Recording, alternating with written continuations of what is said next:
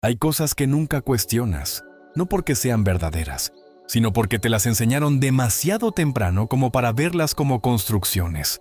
Hoy vamos a meternos en una de esas ideas que incomodan, que rompen la comodidad mental y que te obligan a mirar la sociedad con otros ojos. Esto es Vivencias, contenido fuerte, real y claro que no suaviza la verdad. Suscríbete, comenta, comparte y únete. Porque lo que vas a escuchar no es una explicación tranquila de filosofía. Es una forma distinta de entender cómo funciona el poder, cómo se fabrica la normalidad y cómo incluso lo que crees que eliges por voluntad propia puede estar influido por estructuras que nunca ves. Recuerda, pensar diferente duele, incomoda y a veces te hace enemigo de las masas, pero es la única forma de ser libre. Michel Foucault no encaja bien en la imagen típica de un filósofo académico encerrado en teorías abstractas. Su trabajo no está diseñado para tranquilizar, sino para incomodar. Y eso ya lo diferencia de muchos pensadores clásicos. Mientras otros buscaban explicar la verdad, él se obsesionó con algo más incómodo. ¿Quién decide lo que llamamos verdad? ¿Y cómo esa verdad termina controlando la forma en que vivimos? Foucault nace en Francia en 1926 y desarrolla su pensamiento en un contexto histórico muy cargado. Posguerra, auge de ideologías fuertes. Sistemas políticos que prometían liberación pero que también producían control masivo. En ese ambiente, muchos pensadores estaban discutiendo cuál sistema era mejor. Foucault, en cambio, hace una pregunta distinta. No cuál sistema es más justo, sino cómo todos los sistemas, incluso los que se presentan como libres, producen mecanismos de control. Aquí empieza su ruptura con la filosofía tradicional. Él no cree que el poder sea simplemente una cosa que tiene el gobierno o el Estado. Tampoco lo ve como algo que se pueda poseer como un objeto. Para él, el poder es una red invisible que atraviesa toda la sociedad. No está concentrado en un punto, sino distribuido en miles de relaciones pequeñas que funcionan todos los días sin que las cuestionemos. Por eso su idea central es tan incómoda. El poder está en todas partes. Está en la escuela, cuando aprendes no solo matemáticas o historia, sino también cómo sentarte, cómo hablar, cuándo guardar silencio y qué tipo de comportamiento se considera correcto. Está en la familia, cuando se corrigen emociones, cuando se premia una conducta y se castiga otra. Está en la medicina, cuando se define qué es salud mental y qué es desviación. Está en el trabajo, cuando tu valor se mide en productividad, rendimiento y horarios. Incluso está en la cultura, cuando ciertos estilos de vida se presentan como normales y otros como raros o inaceptables. Lo importante aquí es que Foucault rompe una idea clásica, que el poder siempre se siente como opresión directa. Para él, el poder moderno es mucho más sofisticado. No siempre te obliga, muchas veces te forma, no siempre te castiga. Muchas veces te entrena, y eso lo vuelve difícil de ver, porque si el poder te golpea, lo reconoces, pero si el poder te educa desde pequeño, lo confundes con la realidad misma.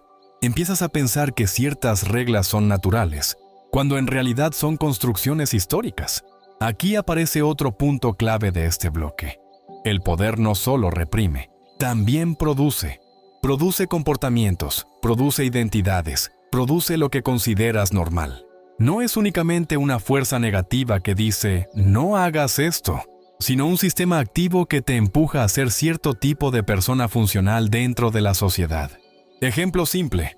Nadie te obliga con violencia constante a tener una rutina estructurada, a respetar horarios estrictos o a seguir jerarquías laborales. Pero desde pequeño todo el sistema te empuja hacia eso. La escuela te entrena para obedecer tiempos. La familia refuerza la idea de responsabilidad. El trabajo premia la disciplina. Poco a poco, ese modelo se vuelve natural. Y aquí está el núcleo de su pensamiento. Lo más poderoso no es lo que te obliga con fuerza, sino lo que te forma hasta el punto en que ya no sientes que estás siendo moldeado. Por eso Foucault no busca un villano claro. No hay una sola persona detrás de todo. No hay un centro único de control. Lo que hay es una estructura compleja donde instituciones, discursos y normas se refuerzan entre sí hasta construir lo que entendemos como realidad social. Y eso es lo que hace su pensamiento tan incómodo. No te permite señalar solo a un culpable externo. Te obliga a mirar el sistema completo y también tu propia participación dentro de él. El poder más efectivo no es el que te domina con fuerza, es el que te enseña a vivir como si fuera tu decisión. Michel Foucault no encaja en el molde clásico del filósofo que intenta dar respuestas cerradas. Su enfoque es más incómodo. No le interesa tanto definir la verdad, sino entender cómo la sociedad decide qué es verdad y cómo esa verdad termina organizando la vida de las personas. Nace en Francia en 1926, en un contexto donde Europa todavía está sacudida por guerras, ideologías fuertes y sistemas políticos que prometen orden, progreso o libertad, pero que al mismo tiempo producen formas muy sofisticadas de control social. En ese escenario, muchos pensadores debatían cuál sistema era mejor. Foucault cambia la pregunta por completo. No pregunta cuál es el sistema correcto, sino como cualquier sistema, incluso los que se consideran libres, construyen mecanismos de poder que moldean a los individuos. Aquí aparece su primera ruptura importante. El poder no es una cosa que alguien posee como si fuera un objeto. No está únicamente en el gobierno, ni en una figura autoritaria, ni en una institución central. Para Foucault, el poder funciona como una red distribuida, dispersa, que atraviesa toda la sociedad y se expresa en relaciones pequeñas, constantes y repetidas. Por eso su idea más provocadora es simple pero radical. El poder está en todas partes. No porque todo sea conspiración, sino porque todo sistema social necesita formas de organizar, clasificar y dirigir conductas. Está en la escuela cuando no solo aprendes contenido académico, sino también obediencia, puntualidad, jerarquía y comportamiento aceptable. Está en la familia cuando ciertas emociones se validan y otras se reprimen. Está en la medicina cuando se define qué es normal y qué es patológico. Está en el trabajo cuando tu valor se mide en productividad y disciplina. Y está en la cultura, que constantemente te dice qué estilos de vida son deseables y cuáles son rechazados. Lo importante aquí es que este poder no siempre se siente como algo violento. Esa es la diferencia clave con las formas antiguas de dominación. El poder moderno, según Foucault, no siempre te obliga con fuerza. Muchas veces te forma desde dentro. Te educa, te organiza, te entrena, hasta el punto en que empiezas a percibir ese orden como natural. Y ahí es donde se vuelve difícil de detectar. Porque cuando algo se impone por la fuerza, lo reconoces. Pero cuando algo se repite desde la infancia, a través de la educación, la familia y las instituciones, deja de parecer imposición y empieza a parecer realidad. En ese punto entra su segunda gran idea. El conocimiento no es neutral. Para Foucault, el conocimiento no flota en el aire como una verdad pura esperando ser descubierta. El conocimiento está ligado al poder. Quien tiene la capacidad de definir qué es conocimiento válido, también tiene la capacidad de definir qué es verdad dentro de una sociedad. Esto cambia por completo la forma en que se entienden disciplinas como la medicina, la psicología o incluso la educación. Por ejemplo, la psiquiatría no solo describe la locura, también define qué comportamientos entran dentro de esa categoría. La medicina no solo estudia el cuerpo sano, también establece qué es normal y qué es anormal. La educación no solo transmite información, también establece qué tipo de pensamiento es correcto y cuál no. El conocimiento, entonces, no es simplemente descubrimiento, también es clasificación, y toda clasificación implica poder, porque decide quién entra dentro de qué categoría y qué consecuencias tiene eso. Aquí se conecta directamente con otro elemento clave, las instituciones. Escuelas, hospitales, cárceles, cuarteles, incluso oficinas modernas, no son solo estructuras funcionales diseñadas para organizar la sociedad. Para Foucault, también son máquinas de producción de comportamiento. No solo cumplen funciones prácticas, sino que moldean cuerpos, hábitos y formas de pensamiento. La escuela no solo enseña matemáticas o lenguaje, enseña cómo comportarse dentro de una estructura jerárquica. El hospital no solo cura enfermedades, también define qué cuerpos son normales y cuáles necesitan corrección. La prisión no solo castiga delitos, También produce una idea de desviación y normalidad social. Incluso el ejército no solo entrena soldados, también crea obediencia sistemática. Lo importante es entender que estas instituciones no actúan de forma aislada. Funcionan como parte de un mismo sistema de producción de sujetos. Es decir, no solo organizan la sociedad, también fabrican el tipo de persona que esa sociedad necesita para funcionar. Y aquí aparece el núcleo del pensamiento Foucaultiano. El poder moderno no se limita a prohibir o castigar. Su función principal es producir. Produce conocimiento, produce normalidad, produce comportamiento y, en última instancia, produce sujetos. En este punto, la idea inicial se vuelve más clara. El poder no está concentrado en un solo lugar. Está distribuido en instituciones, discursos y prácticas cotidianas que se refuerzan entre sí. Y el conocimiento no es un terreno separado de ese poder, sino una de sus herramientas más eficaces. Por eso su filosofía no es cómoda, porque no señala un único culpable ni un centro de control evidente. Señala algo más complejo. Un sistema donde lo que consideramos verdad y lo que consideramos normal ya viene organizado por estructuras que rara vez cuestionamos. Y esa es la tensión central de este bloque. Lo que parece conocimiento objetivo, muchas veces es también una forma de organización social, que define cómo debes vivir, pensar y comportarte sin que lo percibas directamente. Cuando Michel Foucault empieza a estudiar cómo funciona el poder moderno, llega a una idea que se vuelve casi simbólica de toda su filosofía: el panóptico. El panóptico no es solo una teoría abstracta. Es un modelo de prisión diseñado originalmente por Jeremy Bentham, donde la estructura permite que un vigilante pueda observar a todos los presos sin que ellos sepan exactamente cuándo están siendo observados. La clave no es la vigilancia constante en sí, sino la incertidumbre. El preso nunca sabe si lo están mirando o no, y por eso termina actuando como si siempre lo estuvieran mirando. Foucault toma esta idea y la expande mucho más allá de una cárcel. Para él, el panóptico es un modelo de la sociedad moderna. El punto no es que haya alguien vigilándote todo el tiempo de forma explícita. El punto es que el sistema está diseñado para que tú te comportes como si siempre pudieras estar siendo observado. Eso cambia todo, porque ya no hace falta una fuerza externa constante. El control se interioriza. En este modelo, la vigilancia deja de ser física y se vuelve psicológica. No necesitas un guardia detrás de ti en cada momento, porque tú mismo empiezas a regular tu comportamiento. Ajustas lo que dices, lo que haces, incluso lo que piensas en ciertos contextos, porque existe la posibilidad de ser evaluado, juzgado o corregido. Esto es lo que hace que el panóptico sea tan poderoso. Convierte la vigilancia en autocontrol. A partir de aquí, Foucault introduce otro concepto clave: la disciplina. La disciplina no es simplemente obediencia. Es un conjunto de técnicas que organizan el cuerpo y el comportamiento humano para hacerlo más útil, más predecible y más eficiente dentro de un sistema social. No se trata solo de decir, haz esto, sino de entrenarte para hacerlo de cierta manera, en cierto tiempo y bajo ciertas normas.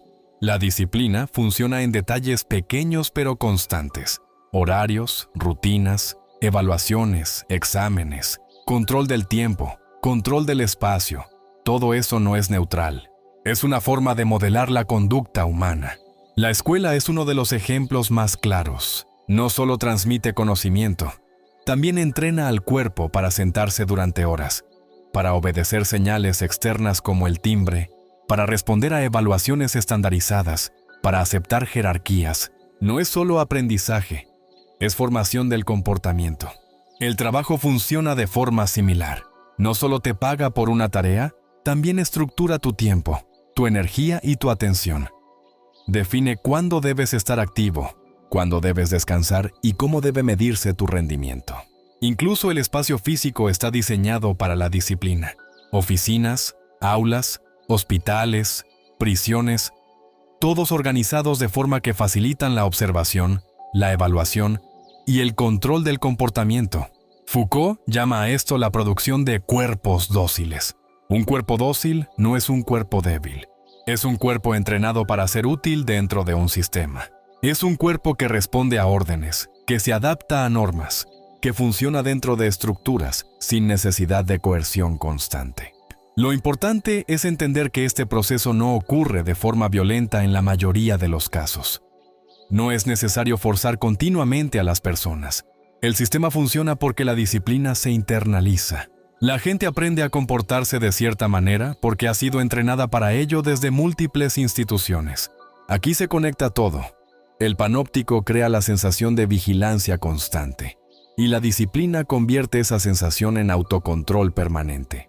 El resultado es un sistema donde el poder no necesita estar presente físicamente en todo momento, porque ya ha sido incorporado en la conducta de las personas. Y lo más inquietante de esta idea es su actualidad. No se limita a prisiones o instituciones clásicas. Hoy puede verse en redes sociales, sistemas de puntuación, métricas de rendimiento, cámaras, algoritmos y plataformas digitales, donde la exposición constante genera una forma moderna de autocensura y ajuste del comportamiento. En el fondo, el panóptico no describe solo una prisión. Describe una forma de sociedad donde la visibilidad constante convierte a las personas en administradores de su propia conducta. En la última parte de su análisis más profundo, Michel Foucault cambia el foco otra vez. Ya no mira solo instituciones, discursos o normas sociales, sino algo más incómodo todavía, el propio yo. Porque si el poder está en todas partes, si el conocimiento está ligado al poder, y si incluso la normalidad y la sexualidad están organizadas por estructuras sociales, entonces surge una pregunta inevitable. ¿Quién eres tú realmente dentro de todo eso? Foucault responde de una forma que rompe muchas ideas tradicionales de identidad. Para él, el sujeto no es una esencia fija, no es algo que nace completamente definido. El sujeto se construye, y se construye a través de múltiples capas: educación, lenguaje, cultura, instituciones, medicina, psicología, normas sociales. Todo eso no solo te rodea, también te forma desde dentro. Esto significa que lo que llamamos yo no es un núcleo puro e independiente que luego interactúa con la sociedad. Más bien, es el resultado de procesos sociales que te han ido moldeando durante toda tu vida. Aquí es donde su pensamiento se vuelve más incómodo. Muchas de las ideas que crees propias, en realidad son producto de discursos que has absorbido sin darte cuenta. No porque alguien te los haya impuesto directamente, sino porque has crecido dentro de un sistema que los hace parecer naturales. Esto no elimina la agencia humana, pero sí la complica, porque ya no puedes pensar en la libertad como algo absoluto. No eres completamente libre ni completamente determinado. Estás en un punto intermedio donde tus decisiones están influidas por estructuras que no siempre ves. Y aquí aparece una tensión central en su obra. Si todo está atravesado por poder, ¿existe la libertad real? Foucault no da una respuesta simple. No dice sí somos libres, ni no hay libertad. Su enfoque es más realista y más incómodo. Donde hay poder, también hay resistencia. Eso significa que el poder no es un sistema cerrado y perfecto. Siempre hay fisuras, tensiones, espacios donde las personas pueden actuar de forma distinta, cuestionar normas o generar nuevas formas de vida. Pero esa resistencia no ocurre fuera del sistema, ocurre dentro de él. No es una salida total, sino una negociación constante con las estructuras que te rodean. Esto cambia la idea clásica de libertad. En lugar de ser algo absoluto, la libertad se convierte en algo situacional, estratégico y siempre limitado por el contexto en el que vives. No eres completamente libre, pero tampoco estás completamente cerrado. Estás constantemente moviéndote dentro de límites que se pueden empujar, pero no eliminar por completo. Esto también implica una responsabilidad distinta. Si el sujeto está construido, entonces entender cómo estás construido se vuelve una forma de conciencia crítica, no para escapar del sistema, sino para entender mejor cómo opera sobre ti y cómo puedes moverte dentro de él de forma más consciente. Foucault no propone una liberación final ni una utopía donde desaparezca el poder. De hecho, desconfía de las ideas de liberación total, porque muchas veces esas promesas terminan creando nuevas formas de control. Su enfoque es más pragmático. Observar cómo funcionas dentro de las redes de poder, identificar sus mecanismos y reconocer que incluso tu identidad está en parte producida por esos mecanismos. En este punto, el sujeto deja de ser un centro fijo y pasa a ser algo dinámico, en constante construcción. Y la libertad deja de ser una condición absoluta para convertirse en una práctica. La capacidad de moverte, cuestionar y reconfigurar, aunque siempre dentro de un campo de fuerzas que no puedes eliminar por completo. Cuando Michel Foucault avanza en su análisis del poder, da un salto importante. Deja de mirar solo cómo se controla la conducta individual y empieza a mirar cómo se gestiona la vida completa de una población. Aquí aparece uno de sus conceptos más potentes, el biopoder. El biopoder no es el poder clásico que castiga con violencia directa o que simplemente prohíbe cosas. Es un tipo de poder moderno que se centra en administrar la vida, nacimientos, salud, enfermedad, mortalidad, higiene, longevidad, productividad. En lugar de funcionar como una fuerza que destruye, funciona como un sistema que organiza y optimiza la vida humana en masa. La lógica cambia completamente. El objetivo ya no es solo obedecer o castigar, sino regular procesos vitales. ¿Cuánta gente nace? ¿Cuánta muere? ¿Qué hábitos se consideran saludables? ¿Qué comportamientos aumentan la productividad? ¿Qué estilos de vida se consideran riesgosos? Todo eso entra dentro del campo del biopoder. Y aquí es donde Foucault introduce algo incómodo. Cuando una sociedad empieza a gestionar la vida de esta manera, también empieza a definir qué tipo de vida es deseable y cuál no. No es una orden directa en muchos casos. No te dicen debes vivir así o así. Lo que hacen es construir sistemas de salud, estadísticas, normas médicas, campañas educativas, discursos científicos que van empujando a la población hacia ciertos estándares. Y esos estándares se vuelven el nuevo criterio de lo normal. Aquí entra el segundo gran eje de este bloque: la normalidad. Para Foucault, la normalidad no es un hecho natural. No es algo que simplemente existe en la naturaleza humana. Es una construcción histórica y social. Se define a través de instituciones, discursos científicos, médicos, educativos y culturales que establecen qué conductas son aceptables y cuáles no. Lo importante no es solo lo que se considera normal, sino el efecto que eso produce. Porque una vez que algo se define como normal, automáticamente aparece lo anormal. Y lo anormal no solo es diferente, también es corregible, tratable o incluso excluible. Esto se ve claramente en la medicina y la psiquiatría. No solo describen condiciones, también establecen límites. Determinan qué es un cuerpo sano, qué es una mente sana, qué conductas entran dentro de lo aceptable. Lo que queda fuera no desaparece, pero queda marcado como desviación.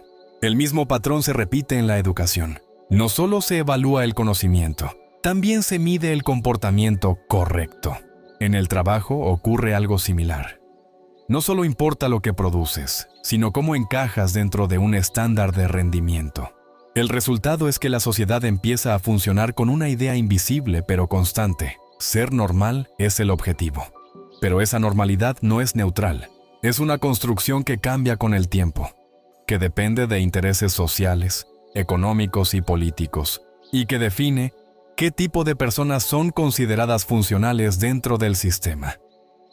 Aquí el biopoder y la normalidad se conectan directamente. El biopoder gestiona la vida de la población y la normalidad define cómo debe ser esa vida para ser considerada válida, productiva o saludable. No se trata solo de sobrevivir, sino de sobrevivir dentro de ciertos parámetros. Esto produce un efecto profundo en la forma en que las personas se perciben a sí mismas. Ya no solo hay reglas externas, también hay una internalización constante de estándares. La gente empieza a evaluarse a sí misma según criterios de normalidad. Si encaja, si rinde, si cumple, si se ajusta. Y lo más importante es que este proceso no necesita coerción directa constante. Funciona a través de instituciones, estadísticas, recomendaciones médicas, discursos científicos y culturales que se presentan como objetivos y neutrales. Pero Foucault insiste en lo contrario. Lo que parece neutral muchas veces es una forma sofisticada de organización social. El biopoder no solo regula la vida, la convierte en un objeto de gestión. Y la normalidad no solo describe cómo son las personas, también define cómo deberían ser. Al final, este bloque muestra algo clave. El poder moderno no se limita a controlar acciones, también moldea lo que entendemos como vida correcta. En la etapa siguiente de su pensamiento, Michel Foucault hace algo incómodo. Empieza a desconfiar de la forma en que contamos la historia y de cómo entendemos la sexualidad. Para él, la historia no es una línea recta de progreso donde la humanidad simplemente mejora con el tiempo. Esa es la narrativa cómoda. La versión más realista, según su enfoque, es que la historia está hecha de rupturas, cambios de discurso y redefiniciones constantes de lo que se considera verdad. Lo que hoy parece natural en otro momento histórico fue impensable. Y lo que hoy se considera normal, en el pasado pudo haber sido visto como extraño, enfermo o incluso peligroso. Esto ya muestra una idea clave. La realidad social no es fija. Cambia según los discursos que dominan cada época. Foucault no dice que todo sea inventado sin base, pero sí que la forma en que interpretamos la realidad depende de estructuras de poder que van cambiando con el tiempo. Y esas estructuras no solo afectan leyes o gobiernos, también afectan cómo entendemos cosas tan íntimas como el cuerpo, la mente o la sexualidad. Aquí entra el tema más polémico, la sexualidad. Foucault rompe con una idea muy extendida en la cultura moderna, que la historia de la sexualidad es una historia de represión seguida de liberación progresiva. Es decir, la idea de que antes todo era prohibido, luego la sociedad se liberó, y ahora vivimos en una etapa más abierta. Él propone algo diferente. Dice que la sexualidad no ha sido simplemente reprimida, sino constantemente organizada, clasificada y gestionada. No es que se haya silenciado, sino que se ha convertido en un tema central de discusión, regulación y estudio.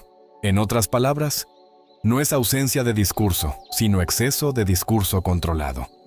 La sociedad moderna no deja de hablar de sexualidad. La estudia, la clasifica, la diagnostica, la educa, la normaliza. Se crean categorías, identidades, definiciones médicas, psicológicas y sociales que estructuran cómo las personas entienden su propia experiencia. Esto no significa que la sexualidad sea falsa o inventada, sino que su interpretación está profundamente influenciada por sistemas de conocimiento y poder. Por ejemplo, lo que en una época se consideraba simplemente una conducta, en otra puede convertirse en una categoría médica o psicológica. Lo que antes no se nombraba, ahora tiene etiqueta. Y lo que tiene etiqueta entra automáticamente en un sistema de clasificación: normal, anormal, saludable, patológico, aceptable o desviación. El punto clave aquí es que nombrar no es neutral. Nombrar es ordenar. Y ordenar es una forma de poder. Foucault muestra que cuando algo se convierte en objeto de estudio constante, también se convierte en algo gestionable. Y lo gestionable puede ser regulado, corregido o integrado dentro de normas sociales. Esto cambia la forma de entender la sexualidad, no como algo completamente privado o biológico, sino como un campo donde se cruzan discursos médicos, educativos, religiosos, científicos y culturales. Cada uno de esos discursos aporta una forma de definir lo correcto, lo saludable o lo normal. Y juntos construyen una idea socialmente aceptada de lo que la sexualidad debe ser. En este punto, Foucault introduce una idea que incomoda bastante. Incluso lo que parece liberación puede ser otra forma de regulación. Porque al abrir el tema, al hablarlo constantemente, al clasificarlo y analizarlo, también se generan nuevas normas, nuevas expectativas y nuevas formas de control. La sexualidad deja de ser solo un acto privado y pasa a ser un elemento socialmente observado, discutido y evaluado. Y aquí se conecta todo con su pensamiento anterior. El poder no necesita prohibir directamente para funcionar. Puede operar a través de la producción de discursos, categorías y saberes que organizan la experiencia humana desde dentro. Al final, este bloque muestra algo clave. Incluso las cosas más íntimas no están fuera del campo del poder. Están dentro de redes de interpretación que definen cómo deben ser entendidas, vividas y expresadas. Si se lleva el pensamiento de Michel Foucault al presente, deja de sonar como teoría filosófica y empieza a aparecer una descripción bastante precisa de la vida digital. Hoy el control no siempre se ve como una figura autoritaria evidente. ya no depende únicamente de instituciones clásicas como la escuela o la prisión. Ahora se mezcla con algo mucho más cotidiano: el uso constante de pantallas, plataformas y sistemas digitales que registran, organizan y modelan comportamiento en tiempo real. Las redes sociales funcionan como una evolución del panóptico, no porque haya una sola persona mirando todo, sino porque la posibilidad de ser visto es permanente. Publicas, reaccionas, opinas, te expones, y aunque no haya una vigilancia directa constante, existe la sensación de que todo puede ser observado, evaluado o interpretado por otros en cualquier momento. Eso cambia la conducta de forma profunda. La gente empieza a ajustar lo que muestra, lo que dice y cómo lo dice. No necesariamente por miedo explícito, sino por anticipación social. ¿Qué se va a pensar? ¿Cómo se van a interpretar? ¿Qué tipo de respuesta va a generar? En ese sentido, la vigilancia deja de ser solo externa y se convierte en algo interno y social a la vez. Ya no es solo alguien me está mirando, sino posiblemente me están mirando. Y esa posibilidad es suficiente para modificar el comportamiento. Aquí encaja directamente la lógica Foucaultiana del autocontrol. El poder no necesita estar presente todo el tiempo de forma visible, si logra que las personas regulen su propia conducta. Y en el entorno digital esto se amplifica, porque la evaluación es constante. Likes, comentarios, vistas, métricas, seguidores. Cada uno de esos elementos funciona como una forma de medición social. No solo indican popularidad, también influyen en cómo las personas perciben su valor, su relevancia o su aceptación dentro del entorno digital. Otro punto clave es el papel de los algoritmos. Ya no se trata solo de interacción humana, sino de sistemas automatizados que deciden qué contenido se muestra, qué se amplifica y qué se oculta. Esto crea una especie de entorno invisible que organiza la atención colectiva sin necesidad de órdenes explícitas. Desde una perspectiva Foucaultiana, esto no es neutral. Es una nueva forma de estructurar la experiencia social. No te dicen qué pensar directamente, pero sí configuran qué ves, qué consumes y qué se vuelve visible en tu realidad cotidiana. Eso tiene un efecto profundo. La percepción de la realidad se vuelve filtrada. No accedes al mundo de forma directa, sino a través de capas de selección, prioridad y visibilidad que no controlas completamente. Y ahí aparece algo muy importante. La disciplina moderna ya no depende solo de instituciones físicas, sino de sistemas de interacción constante. El comportamiento se moldea en tiempo real, mientras la persona participa activamente en el sistema que la influye. Por eso el control actual es más eficiente en muchos sentidos. No necesita ser impuesto desde fuera con fuerza, porque funciona desde dentro de la participación voluntaria. La gente no solo es observada, también contribuye al sistema que la observa. Esto no significa que todo esté completamente determinado, ni que no exista margen de acción, pero sí implica que la libertad se da dentro de estructuras mucho más complejas y sutiles que antes. El resultado es un entorno donde la identidad, la opinión y hasta la autoestima están parcialmente mediadas por sistemas de visibilidad, reconocimiento y clasificación constante. En ese sentido, el mundo digital no rompe las ideas de Foucault, más bien las intensifica.